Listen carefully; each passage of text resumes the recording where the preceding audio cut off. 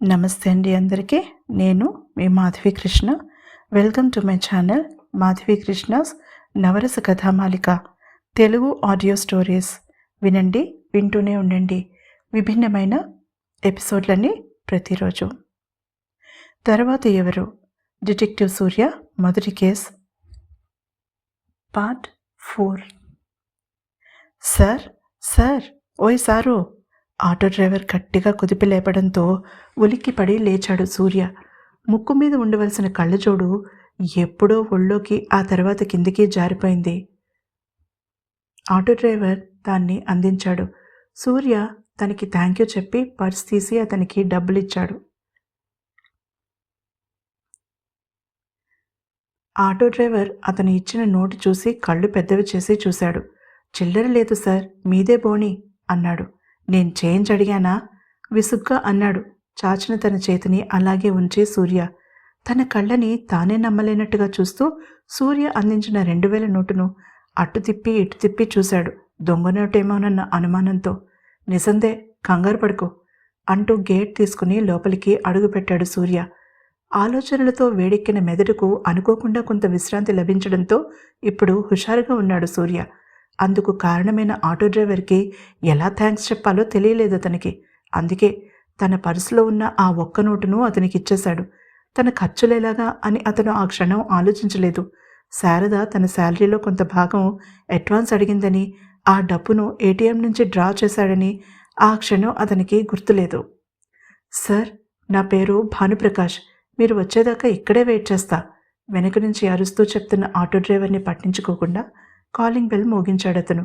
భానుప్రకాష్ అతన్ని విచిత్రంగా చూసి ఆటోను రివర్స్ చేసి అక్కడే ఒక చెట్టు కింద బైఠాయించాడు. ఆ రోజు తెలుగు దినపత్రిక తీసుకుని. డోర్ తీసిన ఒక నడివయసు స్త్రీ ఎవరన్నట్టుగా చూసింది సూర్య వైపు. స్వరాజ్ కోసం వచ్చానండి, మొహమాటంగా అన్నాడు సూర్య. ఉన్నాడు, పిలుస్తానుండు బాబు.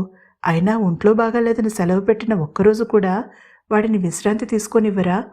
ఈ దిక్కుమాలిన పనులేమిటో అర్థం కాదు నాకు అంటూ సూర్యకి వినిపించేలాగానే సణుగుతూ తలుపులు బార్లా తెరిచి లోపలికి నడిచిందామె. అలా అపరిచిత వ్యక్తిని తలుపు తెరిచి నిలబెట్టి లోపలికి నడవడం ఎంత ప్రమాదమో ఆవిడని పిలిచి చెప్పాలని చాలా బలంగా అనిపించింది సూర్యకి.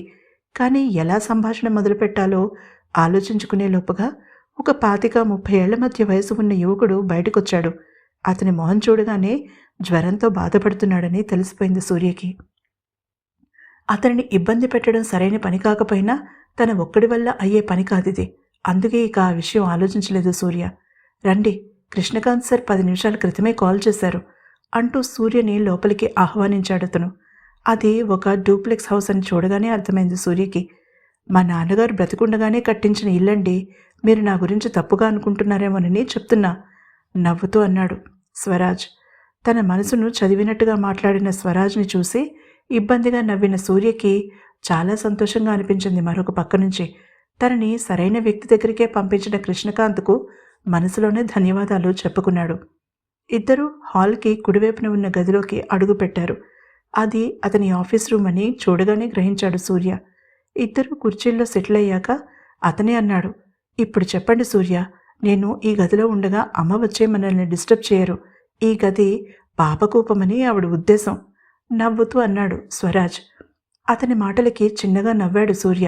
ఆ క్షణంలో తెలియదు అతనికి, స్నేహితుడనేవాడు లేని సూర్య జీవితంలోకి ఒక కేసు సాల్వ్ చేయడానికి ప్రవేశించిన స్వరాజ్ అతని ఆప్తమిత్రుడిగా మారబోతున్నాడని, వారిద్దరూ కలిసి ఈ కేసుతో పాటుగా మరిన్ని కేసులు సాల్వ్ చేయబోతున్నారని. తను కృష్ణకాంత్ దగ్గరికి వెళ్ళిన కారణం అతనికి వివరించాడు సూర్య. తన ఫైల్ని అతనికి అందించాడు. అతను కూలంకషంగా ఫైల్ చదువుతున్నంతసేపు సూర్య మౌనంగా ఆ గదిని పరిశీలిస్తూ కూర్చున్నాడు. కుడివైపున ఉన్న పుస్తకాల షెల్ఫ్ అతడిని ఆకర్షించింది. ఎలా స్వరాజ్ని అడగాలా అని ఆలోచిస్తున్నాడు అతను. యూ కెన్ గో అహెడ్, అవన్నీ ఫిక్షన్ నవలలు, మీకు నచ్చినది తీసుకోవచ్చు ఫైల్లో నుంచి తలెత్తకుండానే అన్నాడతను. ఇంతవరకు శారద మాత్రమే తన మనసును కొంతవరకు అర్థం చేసుకున్నది. ఇతను కనీసం తన వైపు చూడకుండా ఎలా తన మనసులో మాట చెప్పగలిగాడో అర్థం కాలేదు అతనికి. మీరు ఈ గదిలోకి రాగానే ముందు చూసినది ఆ షెల్ఫ్నే. మీ కళ్ళు ఒక్క క్షణం ముడుచుకుని మామూలు అవ్వడం గమనించాను నేను. అప్పుడు తలపైకెత్తి అతని వైపు చూసి నవ్వుతూ అన్నాడు. సూర్య కూడా నవ్వేశాడు. అది ఎంత అరుదో అప్పుడు తెలియలేదు స్వరాజ్కి. ఇక సందేహించలేదు సూర్య. లేచి నిలబడి షెల్ఫ్ వైపు నడిచాడు. అతని చెయ్యి అప్రయత్నంగా సత్యాన్వేషి అన్న టైటిల్ ఉన్న పుస్తకం మీదకి మళ్ళింది. అది శరదిందో బందోపాధ్యాయ రాసిన బెంగాలీ డిటెక్టివ్ వ్యోమ్కేశ్ బక్షి మొదటి కేసు. చాలా రసవత్తరంగా ఉండడంతో అలా ఎంతసేపు ఆ పుస్తకంలో లీనమయ్యాడో సూర్యకి తెలియలేదు. స్వరాజ్ చిన్నగా గొంతు సవరించుకోవడంతో ఉలిక్కిపడి తలపైకెత్తాడు సూర్య. ఎదురుగా సెగలు కక్కే కాఫీ కప్తో నిలబడి ఉన్నాడు స్వరాజ్. మౌనంగా బుక్ని పక్కన పెట్టి కప్ని అందుకున్నాడు సూర్య. ఇద్దరూ కాసేపు ఏమీ మాట్లాడుకోలేదు. అప్పటికే స్వరాజ్కి సూర్య మీద ఒక అవగాహన వచ్చేసింది. మీకు తెలిసిన వారెవరైనా ఈ కేసులో ఇన్వాల్వ్ అయి ఉన్నారా? మార్దవంగా అడిగాడు. ఎందుకంటే మిస్సింగ్ కేసులను హత్యలను లింక్ చేసి 5 ఏళ్లుగా ఒక కేసుని స్టడీ చేయడం మామూలుగా సాధ్యపడదని అతని ఉద్దేశం. ఎక్కడో ఒక చోట సహనం నశిస్తుంది, విరక్తి కలుగుతుంది. కానీ ఒక ఆర్గనైజ్డ్ వేలో సిస్టమేటిక్గా ఉంది సూర్య పరిశీలన. చాలాసేపటి వరకు సమాధానం రాకపోయేసరికి ఇక సూర్య సమాధానం చెప్పడనే అనుకున్నాడు అతను. అమ్మ, ఒక రాత్రి తన ఆఫీస్ నుంచి ఇంటికి బయలుదేరిన అమ్మ ఇంటికి చేరనే లేదు. అప్పుడే కాదు, ఇప్పటికి కూడా. మొదట నాన్నని అనుమానించారు. ఆయనకి నేనే సాక్ష్యం కావడంతో ఆమె బాడీ కోసం వెతికారు. దొరకలేదు. చివరికి వాళ్ళు తేల్చింది ఏంటంటే ఆమె తన ప్రియుడితో వెళ్ళిపోయిందని. శూన్యంలోకి చూస్తూ చెప్పాడు సూర్య. ఇది ఎప్పుడు జరిగింది? ఒక్క ఉదుటిన కుర్చీలో నుంచి లేస్తూ అన్నాడు స్వరాజ్. 10 ఏళ్ల క్రితం.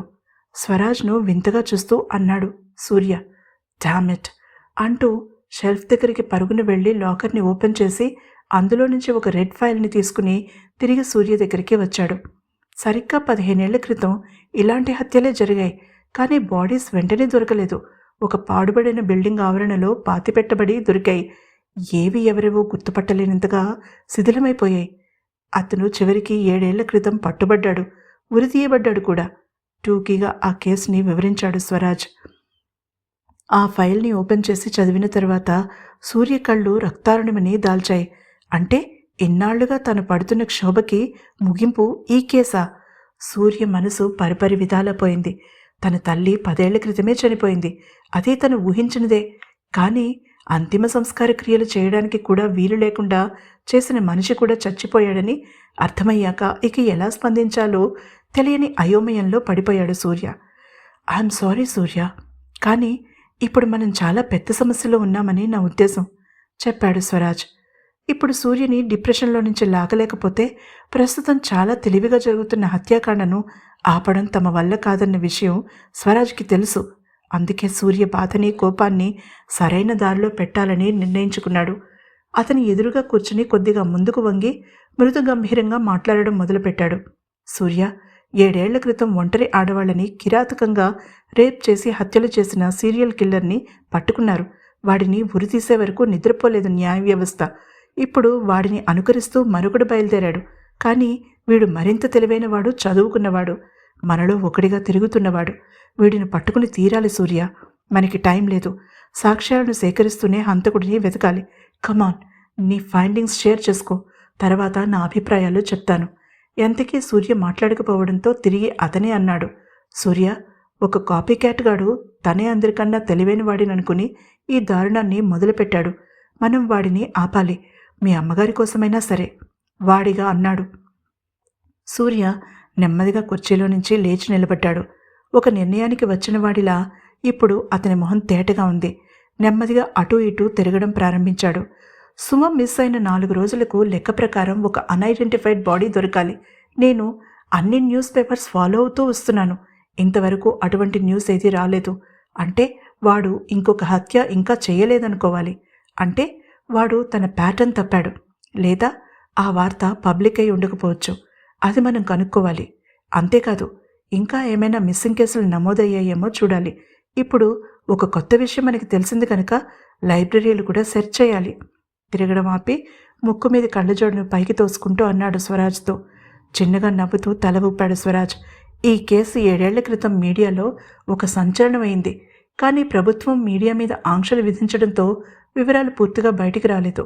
కానీ ఖచ్చితంగా పేపర్లలో రకరకాల ఆర్టికల్స్, అనాలిసిస్లు వచ్చే ఉంటాయి. వాటిని పరిశీలించాలి మనం అంటూనే సూర్య తాను ఆ పని మీద ఉంటానని చెప్పి బయటికి నడిచాడు. స్వరాజ్ అతనితో పాటుగా బయటికి నడిచాడు.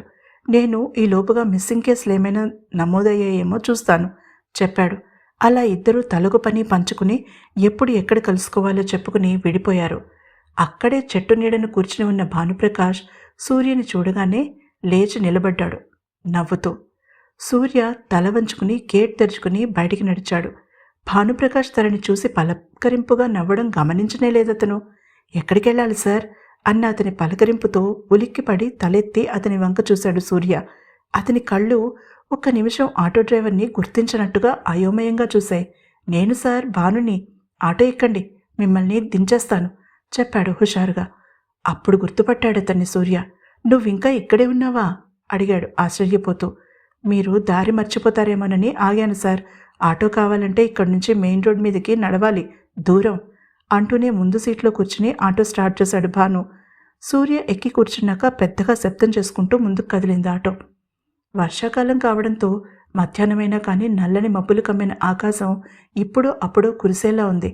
చల్లని గాలి సూర్య మొహాన్ని విసురుగా తాకుతుంటే ముందుకు వంగి బయటికి చూస్తూ కూర్చున్నాడు. ఇప్పుడు అతను ఏమీ దీర్ఘంగా ఆలోచించడం లేదని అర్థమైన భాను మాటలు కలపడానికి ప్రయత్నించాడు. అంటే సూర్య నుంచి సమాధానాలు ఎక్స్పెక్ట్ చేస్తున్నాడని కాదు, సంభాషణ వన్ సైడెడ్గానే సాగుతోంది. ఇప్పుడు ఆటోలకి కూడా బాగా కాంపిటీషన్ పెరిగిపోయింది సార్. వాటికి కూడా ముందు బుక్ చేసుకోవడాలు వచ్చేసాయి. అయినా సార్ నాకు తెలియక అడుగుతున్నాను, స్టాండ్లో ఉన్న ఆటో అయితే ఆ డ్రైవర్ గురించి అందరికీ తెలుస్తుంది, బుక్ చేసుకున్న అతని గురించి ఎవరికి తెలుస్తుంది చెప్పండి. ఇంకా ఏదో చెప్పుకుపోతున్న భాను మాటలు వినలేదు సూర్య. బుక్ చేసుకున్న ఆటో దగ్గర ఆగిపోయాయి అతని ఆలోచనలు. తనని రెగ్యులర్గా తీసుకువెళ్లే ఆటో అతను రానని ముందే చెప్పడం వలన ఆమె ఎవరికైనా కాల్ చేసి ఉంటుందా? తనకి తెలిసిన వారి కోసం వెయిట్ చేస్తున్న ఆమెని మరొకరు కిడ్నాప్ చేసి ఉంటారా? అతను తీవ్రంగా ఆలోచించసాగాడు. ఆటో ట్రాఫిక్ సిగ్నల్ దగ్గర ఆగడం వలన అతని ఆలోచనలకు కూడా బ్రేక్ పడింది. అదే మంచిదైంది. తర్వాత భాను అన్న మాటలు అతను విని ఉండకపోతే చాలా పెద్ద క్లూ మిస్ అయి ఉండేవాడు. ఇప్పుడు చూడండి ఏం జరిగిందో. మా ఏరియా అమ్మాయి ఇంచుమించుగా 10 రోజుల క్రితం మిస్ అయిందండి. చాలా మంచి అమ్మాయి, పెళ్లి కూడా కుదిరింది, ఫ్రెండ్స్తో సినిమాకని వెళ్ళింది, తిరిగి రాలేదు. ముందు ఆమెకి కాబోయే భర్తని పట్టుకున్నారు. అతను తనకేం తెలియదు మొర్రో అని మొరపెట్టుకున్నా వినే నాథుడు లేకపోయాడు. అవమానం భరించలేక ఆత్మహత్య చేసుకున్నాడు. పేపర్లో రాకుండా ఉండడానికి చాలా డబ్బే ఖర్చు పెట్టారులేండి. సిగ్నల్ గ్రీన్ పడడంతో ఆటోని ముందుకు దూకిస్తూ అన్నాడు. అదే సిచ్యువేషన్లో మరొక అమ్మాయి మిస్ అయింది అన్న విషయం సూర్యకి అర్థం కాగానే అంత చల్లగాలిలో కూడా అతనికి చెమటలు పట్టేశాయి. వెంటనే స్వరాజ్కి కాల్ చేశాడు సూర్య. అతను విషయం ఎంక్వైరీ చేస్తారని ప్రామిస్ చేశాక ఇక తను అప్పుడు చేసేదేమీ లేదు గనక భానును ఇంటరోగేట్ చేయడానికి నిశ్చయించుకున్నాడు. అతను తన ఆఫీస్కి చేరుకునేసరికి శారద అప్పటికే చేరుకున్నదనడానికి గుర్తుగా ఆమె బైక్ పార్కింగ్ స్పేస్లో ఉంది. ఆఫీస్ ఫ్రంట్ డోర్ తీసుంది. అతని మనసులో మెదిలిన మొదటి ఆలోచన, అమ్మయ్య, తాళం కోసం వెతుక్కోవాల్సిన పని లేదు. అసలు ఆఫీస్కి తన దగ్గర ఉందో లేదో కూడా గుర్తులేదు అతనికి. భాను ఆటోని ఆపగానే అతను దిగి అలవాటు ప్రకారం పర్స్ తీశాడు. అది ఖాళీగా ఉండడంతో తెల్లబోయాడు. కిసుక్కున నవ్వబోయి చివరి నిమిషంలో తనని తాను అదుపు చేసుకున్నాడు భాను. అతని పర్సు తన మూలానే ఖాళీగా ఉందన్న విషయం గుర్తొచ్చి అతనికి విషయం ఎలా చెప్పాలా అని ఆలోచిస్తున్నాడు సూర్య. డబ్బులు మీరు పే చేసేశారు సార్.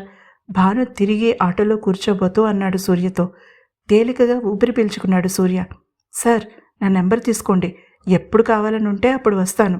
మీరు ఎక్కడికి తీసుకెళ్ళమంటే అక్కడికి తీసుకెళ్తాను మాటిచ్చేశాడు భాను. అతని నెంబర్ తన ఫోన్లో సేవ్ చేసుకున్నాడు సూర్య. అంతేకాదు, తనతో కాఫీ తాగడానికి కూడా ఆహ్వానించాడు. అతని ఆహ్వానాన్ని కాదనలేకపోయాడు భాను. ఎందుకో సూర్యుని చూడగానే మంచి అభిప్రాయం కలిగింది అతనికి.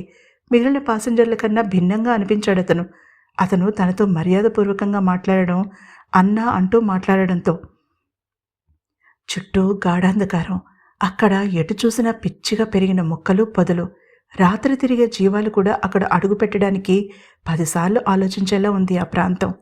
ఆ నిశీధిలో పిచ్చిగా ఎదిగిన పొదల మధ్య మరింత భయం గొలిపేలా నిలబడి ఉంది ఒక బంగ్లా. చుట్టూ ఉన్న కాంపౌండ్ వాల్ పాకుడు పట్టి ఉంది. బీటలు వారిన ఆ గోడలో నుంచి బయటికి పొడుచుకొచ్చాయి కొన్ని పేరు తెలియని మొక్కలు. శిథిలావస్థలో ఉన్న బంగ్లాకి పెద్దగా రక్షణ అవసరం లేదన్నట్టుగా నల్లరంగు పులిమిన చెక్కగేటు మాత్రం ఉంది. ఇనప గొలుసులు చుట్టి ఉన్నాయి ఆ గేటుకి. అవి మాత్రం తుప్పు పట్టిలేవు. ఎవరో శ్రద్ధ తీసుకుని వాటిని ఉపయోగపడే స్థితిలో ఉంచినట్టుగా నిగనిగలాడుతున్నాయి. కీచురాళ్ళు కూడా శబ్దం చేయడానికి భయపడుతున్నట్టుగా గాఢమైన నిశ్శబ్దం ఆవరించింది అక్కడ. అక్కడ జరుగుతున్న అకృత్యాలను చూడలేక అసలే సన్నటి రేఖలా ఉన్న చంద్రుడు మరింత చిక్కిపోయినట్టుగా నల్లని మబ్బుల చాటున దాక్కున్నాడు, తారలతో సహా.